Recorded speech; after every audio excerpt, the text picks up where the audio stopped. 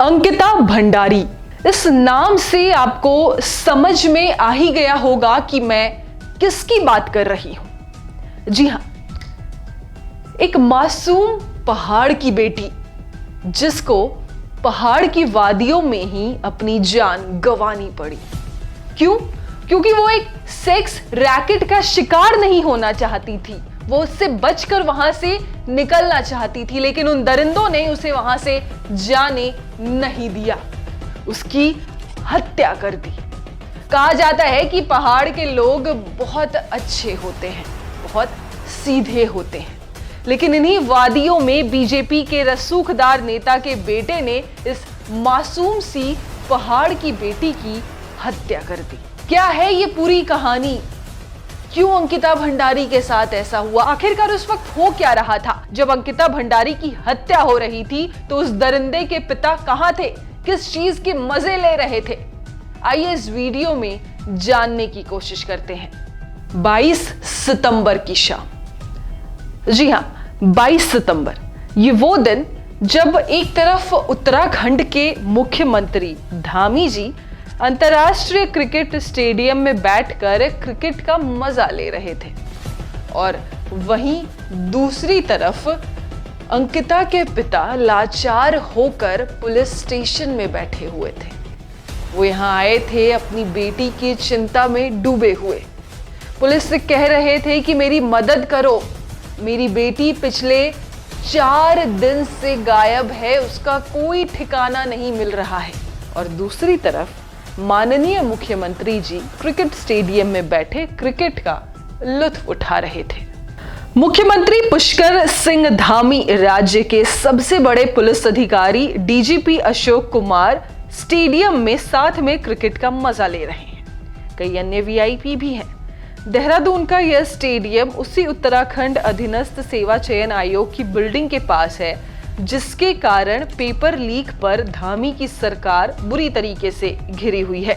करीबन 50 किलोमीटर की दूरी पर ऋषिकेश के पुलिस चौकी पर एक इंसान जो खुद को अंकिता भंडारी का पिता बताता है, नाम है वीरेंद्र भंडारी।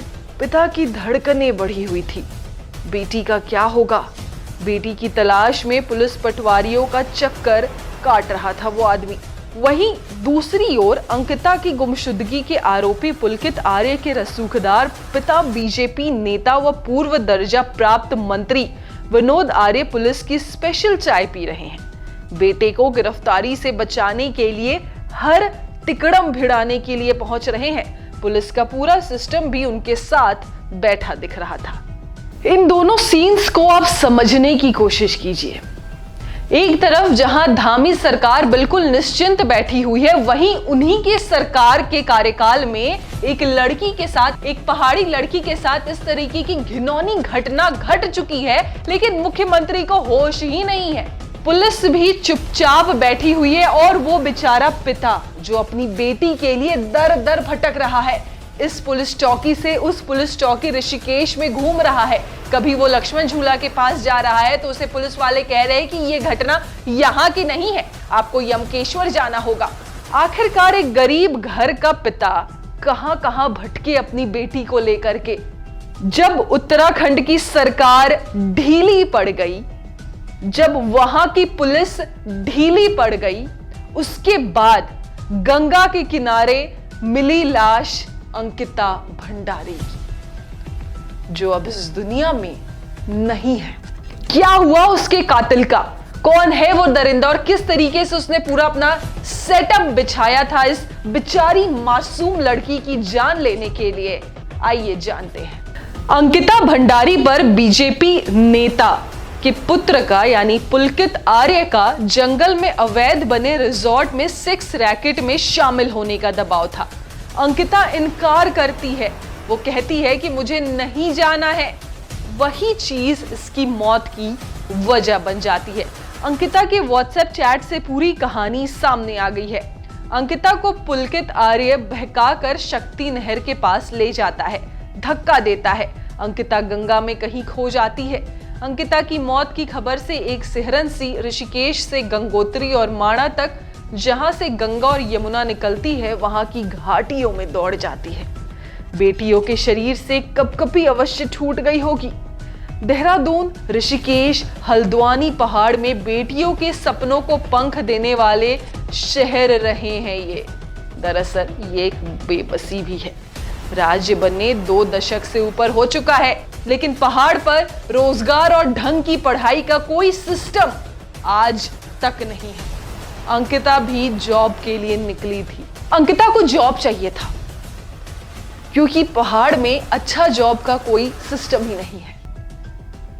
उसकी घर की हालत ठीक नहीं थी। वो एक मामूली घर में रहने वाली थी। उसने सोचा कि क्यों ना मैं कुछ कमा लूं ताकि मैं अपने घर वालों का और खुद का मदद कर पाऊं।